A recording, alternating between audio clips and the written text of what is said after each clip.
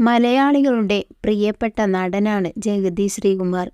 മലയാള സിനിമയുടെ ഹാസ്യ സാമ്രാട്ട് താരമാകുന്നത് കോമഡിയിലൂടെയാണെങ്കിലും എല്ലാതരം വേഷങ്ങളും ആ കരങ്ങളിൽ ഭദ്രമാണ്.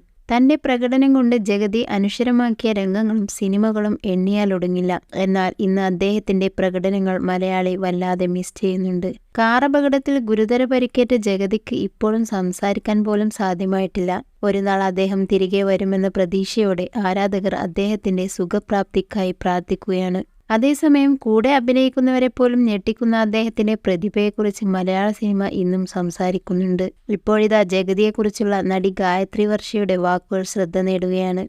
മീശമാധവനിൽ ജഗതിയോടൊപ്പമുള്ള ഗായത്രിയുടെ രംഗങ്ങൾ വലിയ ഹിറ്റായി മാറിയിരുന്നു. ഇന്നും ആരാധകർ ഓർത്തിരിക്കുന്ന കോംബോയാണ് പിള്ളേച്ചനും സരസുവും. കൗമുദി മൂവീസിന് നൽകിയ അഭിമുഖത്തിലാണ് ഗായത്രി ജഗതിയെക്കുറിച്ച് മനസ്സ് തുറന്നത്.